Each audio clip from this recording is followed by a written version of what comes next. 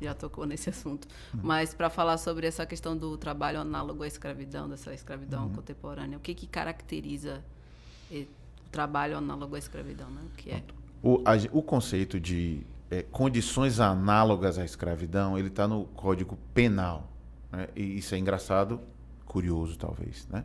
Porque com a abolição da escravatura, tratar alguém como se escravo fosse, deixou de ser uma... Né? A escravidão era um instituto jurídico, então era uma categoria de bem, né? Então, o escravo era bem e eu tinha uma regulação para aquilo ali. A partir do momento em que há a abolição da escravatura, a escravidão enquanto instituto jurídico some. A escravidão ela é revogada como instituto jurídico. Então, por que o Código Penal chama de condição análoga de escravo? Se você submete alguém a uma condição como era a dos escravos antigamente, você está cometendo crime. Hoje, a gente já chama mais o fenômeno de escravidão contemporânea, né? Internacionalmente o pessoal chama de modern slavery, porque ele tem feições que são diferentes daquelas da escravidão colonial, vamos chamar assim.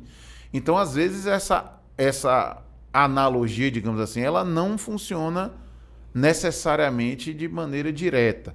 Então, mas a gente mantém esse nome porque o Código Penal diz isso e a gente segue assim. A escravidão contemporânea, ela no direito brasileiro, ela tem 4 hipóteses que estão lá no 149. A primeira seria algo mais próximo do que era a nossa escravidão colonial, que é o trabalho forçado. Então, mas que pode se dar também no âmbito do Estado, por exemplo. Então, quando eu proíbo o trabalho forçado, e as convenções internacionais que proíbem trabalho forçado, elas proíbem, inclusive, o trabalho forçado dos apenados. Então, as pessoas que são condenadas por cometerem crime, nem estas poderão ser forçadas a trabalhar. Então, o trabalho forçado, seja público ou privado, ele é vedado internacionalmente, e para a gente o trabalho forçado é uma dessas hipóteses. A segunda hipótese é a servidão por dívida. Então, é aquele sistema em que, normalmente, isso se dá no chamado sistema de barracão.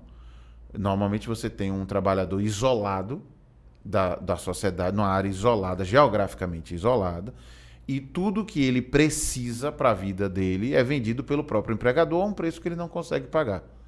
Então, normalmente, isso, né, as pessoas ainda acham que devem respeitar isso, porque efetivamente a pessoa chega lá e diz, eu preciso de uma bota. Beleza, toma aqui uma bota de R$10, a pessoa recebe por 100, por 200. Eu preciso de uma foice, de um machado. Até os instrumentos de trabalho, às vezes, são vendidos, entre aspas, e aí você cria neste trabalhador, né, sobre este trabalhador, uma suposta obrigação de dívida que ele teria que trabalhar para pagar. E que ele nunca vai conseguir pagar porque ele se endivida mais do que... Então, o próprio empregador endivida, ele cria uma ficção de dívida para manter aquela pessoa ali trabalhando e aquela pessoa acaba praticamente não pegando em dinheiro. Além disso, a gente tem 2 hipóteses que são bem comuns em vínculos de trabalho, digamos assim, mais regulares. Porque em relação à servidão por dívida e o trabalho forçado, você entende logo que tem uma questão ali de trabalho escravo. Né? Mas quando a gente fala de jornada exaustiva e de condições degradantes de trabalho, isso muitas vezes acontece até em vínculos de emprego formais, ou em relações de trabalho que não têm vínculo de emprego, mas que têm alguma formalização. Como, por exemplo, o caso dos trabalhadores encontrados lá nas vinícolas no Sul. Então, a relação que eles pretendiam era uma relação lícita. Então, mas na hora em que as condições de trabalho são tão degradantes, aquela relação que começa como lícita, ela pode ter tido contrato de trabalho, carteira assinada, contra-cheque, INSS recolhido. Na hora que a condição de trabalho ela passa a ser tão degradante, ela contamina o vínculo como um todo e ela retira essa licitude. O vínculo passa a ser um vínculo ilícito. Por quê? Porque a condição de trabalho ela é degradante ao ponto de ser punível como crime. Então, seja por maltrato, como houve, seja às vezes por não ter água potável, por não ter... Normalmente nesse sistema de barracão, além da servidão por dívida, tem condições degradantes. Normalmente as pessoas não têm banheiro, não têm onde dormir, não têm água, não tem nada do mínimo da condição de subsistência. E a jornada exaustiva, que é uma figura um pouco mais sutil e aí por isso mais complexa, é que quando, mesmo num vínculo, né, lícito, a pessoa é instada a trabalhar por jornadas muito longas até a exaustão, ou por jornadas normais, mas que geram a exaustão porque o trabalho é exaustivo. Então a jornada exaustiva não é só pela quantidade de trabalho. Então uma pessoa que trabalha 14 horas pode estar sob jornada exaustiva, como uma pessoa que trabalha 8 horas também pode estar sob jornada exaustiva se aquelas 8 horas forem dentro de uma carvoaria, por exemplo, carregando peso de 100, 200 quilos. Então,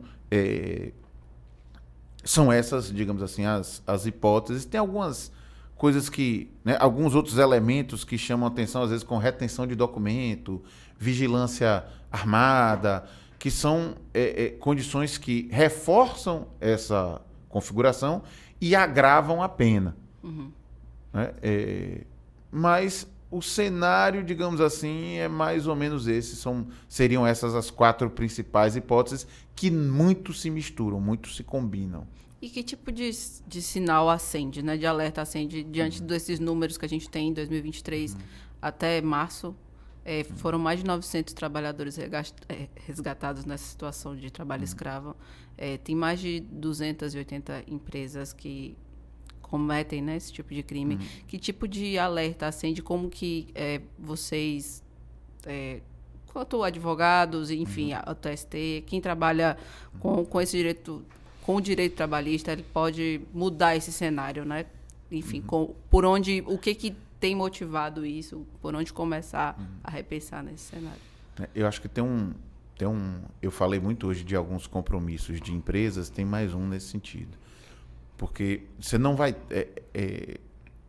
salvo no trabalho, assim, no trabalho escravo rural, muito rudimentar, normalmente você vai ter o trabalho escravo como sendo etapa da produção de alguma coisa.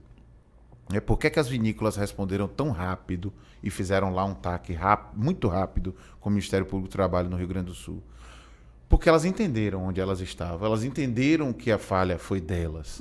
Então, quando você tem... E aí, muitas vezes a gente vê algumas pessoas levantando bandeiras contra a terceirização, como se a terceirização por si só fosse um fenômeno de precarização ou de... Não necessariamente. Ela é uma porta, mas muitas vezes a terceirização ela é benéfica. Quando você terceiriza uma etapa da produção para alguém que faz melhor do que você. Poderia evitar esse tipo de situação. Então, quando você terceiriza por especialidade, né, uma empresa que terceiriza parte da sua produção porque tem alguém que faz melhor, ela está fazendo bem. Quando ela terceiriza porque tem alguém que faz muito mais barato, já é um sinal de alerta. Porque como é que... Né, muito mais barato, né, lógico, uma empresa que só faz limpeza, por exemplo. Então, por que a gente tem tanta terceirização de serviços gerais, de limpeza, de segurança, que é onde a terceirização começa no Brasil? As primeiras leis de terceirização são para essas atividades mais acessórias dentro das organizações. Então, é óbvio que para uma empresa que presta serviço terceirizado de limpeza, ela compra produtos de limpeza muito mais barato.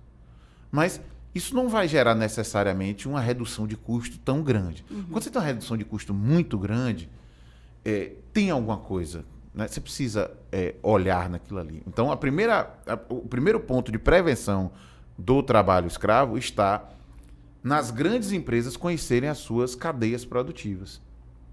Então, se eu produzo, né, uma grande empresa de moda que compra peças costuradas e não sabe aonde, ela está contribuindo, né, ela está aumentando o risco de trabalho escravo. Por quê? Porque além de eu ter o histórico de trabalho escravo em facções, né, em fábricas né, de todo tipo de roupa, eu tenho uma demanda muito grande por roupas a baixo custo. Então, esse é o cenário perfeito para alguma coisa de escravidão eclodir. Eu tenho uma demanda muito grande por muita produção, por preço baixo, alguma coisa vai dar errado aí alguma hora. Então, para as empresas, é importante que as empresas fiquem atentas a quem, né, a quem vende insumos para a sua produção. Né? Quem você vai comprar uma parte da sua produção de alguém ou vai terceirizar uma parte da sua produção, fique atento. Então, é dever do empresário cuidar disso. É dever. Esse é um problema de governança corporativa. Não é um problema só de direito do trabalho, não. Né? Além de entender os riscos de imagem que essas empresas estão correndo, que é muito grande. Da parte do trabalhador, é importante a gente, toda vez que a gente tiver a oportunidade de falar disso e divulgar os canais de denúncia. Porque a gente tem um grupo de fiscalização muito bem montado. A política e a estrutura de combate ao trabalho escravo que se constrói no Brasil a partir de 2003, ela é exemplo para o mundo inteiro. A gente é destaque. O que eu acho é que nos últimos anos talvez a gente não tenha tido estrutura, dinheiro, atenção da gestão em relação a isso. E talvez até isso explique o número de achados em 2023. Eu acho que é um retorno da plenitude dessa fiscalização. Acho que é um retorno da plena atividade dessa estrutura e que, né, o nosso dever, e aí é nosso, enquanto a gente estiver em sala de aula, ou falando com o cliente, ou falando em público, ou do Bahia Notícias, é sempre tratar disso para que a gente não deixe passar, para que a gente não esqueça que isso pode acontecer amanhã, de novo. E para que alguém que esteja nos ouvindo diga, poxa, não está certo o que eu estou vivendo, e denuncie, e chame a atenção. Né? De um lado, as empresas grandes, os empresários sérios, se preocupando em não deixar que nenhuma etapa da sua produção tenha qualquer risco. E do outro lado, as pessoas tendo informação e tendo canais para chamar a atenção de alguma coisa que elas estejam vivendo, eu acho que a gente progride para ir afunilando, mas eu acho que é um caminho longo também. Não acho que isso a gente... Né, como a gente também já falou, a gente tem menos de 150 anos de abolição, a gente ainda vai precisar amadurecer muito essas relações e entender que não é porque uma pessoa está na miséria que alguém tem direito de explorar ou de reproduzir essa miséria para aproveitar da força de trabalho dessa pessoa. E inserir talvez outras temáticas desse debate que a gente também não gosta de falar, né? Debater racismo, enfim, sim, desse contexto que é bem complicado. E para encerrar, eu gostaria que você fizesse projeções, né? A partir de agora, como você acredita que, pensando na perspectiva de consolidação dessas relações de trabalho, quais projeções a gente pode fazer, né? Diante dessa retomada econômica, agora a partir de 2023? Isso. Num cenário de mudanças tecnológicas muito forte, é difícil você cravar algumas projeções. O que eu sinto, né? Eu sinto que a gente tem realmente a gente tem uma sociedade, a gente tem uma força, principalmente uma geração de trabalhadores que tem hoje entre 18 e 30 anos, 18 e 25, enfim. Você tem uma primeira geração de trabalhadores, de pessoas que estão chegando no mercado de trabalho de uma maneira completamente diferente das que as antecederam.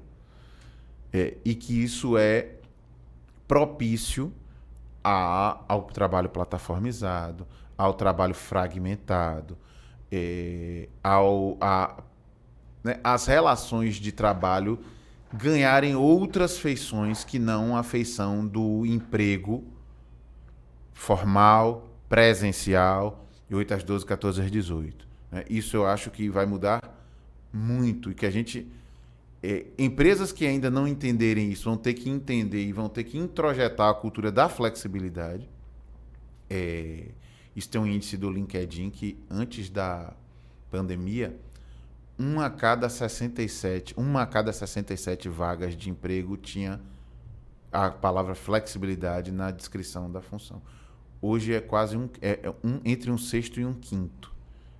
Então, a gente quase que multiplicou por 10 a quantidade de vagas de trabalho que tentam atrair candidatos marcando a flexibilidade. Então, essa flexibilidade, em cenários produtivos, empresários que conseguirem entender essa flexibilidade sem descumprir a legislação trabalhista, eu acho que a gente vai ter cenários positivos, eu acho que a gente vai ter um crescimento nestes pontos, mas eu também vejo que eu vejo com uma certa desconfiança a maneira como nós vamos enfrentar essa flexibilidade, o trabalho plataformizado, na criação de novas regras para isso nos próximos 4 anos, que é onde a gente espera que a gente faça essa arrumação da casa para esse futuro. Então, aí quando você começa a colocar inteligência artificial nesse meio, a gente não consegue medir o quanto a tecnologia vai mudar alguns tipos de profissão. Uhum. Mas a gente consegue perceber que, né, tem um amigo meu que disse que o Brasil é um país engraçado, que a gente virando uma esquina sai de Nova York para Bangladesh. Então, aqui na Tancredo Neves, você chega ali, né, a gente tem do mesmo jeito que a gente está discutindo trabalho plataformizado, inteligência artificial, trabalhadores hipersuficientes sendo contratados como PJ e negociando livremente seus contratos, a gente está falando de trabalho escravo. Pessoas que estão ganhando menos do que o salário mínimo, pessoas que não têm água potável. Então, botar isso tudo dentro de uma previsão um caldeirão muito um caldeirão. Mas o que eu acho que é positivo para o direito do trabalho é quando a economia, é quando a prestação de serviço pelo Estado, é quando a justiça social, é quando aquilo que a gente espera realmente do Estado, né, que é de organizar, dar condições, incentivar, e aquilo que a gente espera do empresariado e do setor produtivo, que é produzir mais, produzir melhor, colocar mais pessoas para trabalhar, entregar mais serviços e bens a preço melhor, de qualidade melhor. Quando tudo isso funciona, o direito do trabalho ele passa a cumprir funções menos urgentes. Então, não há previsão, mas o que eu desejo é que o Brasil consiga se aprumar e se colocar, né, em melhor lugar para que o mercado de trabalho consiga ser eficiente na oferta de melhores condições para as pessoas. E, nesse sentido, o direito do trabalho, que só precisa, né, que tem como função primordial garantir pelo menos o mínimo, que a gente não precise ficar debatendo o mínimo, né? Não precisa ficar debatendo água potável, banheiro, porque isso tinha que existir em todo lugar. Bom, é isso, Thiago. Agradeço a sua presença e o espaço está aberto caso você queira fazer as considerações finais. Eu agradeço o convite, fico à disposição de vocês e, enfim, chamo aí todos os envolvidos para conversar mais sobre isso, porque acho que essa conversa e essa conversar mais sobre esses assuntos nos leva a entender melhor e tratar melhor essas questões e alcançar isso que eu estou chamando de maturidade dessas relações. E, enfim, no mais, fico à disposição. É isso, leitores do Bahia Notícias. Muito obrigada por quem ficou até aqui. Obrigada, Thiago, novamente. Acompanhe o Bahia Notícias nas redes sociais, se inscreve no nosso canal, baixe o nosso aplicativo e fique por dentro das notícias da Bahia, do Brasil e do mundo. É isso, até a próxima.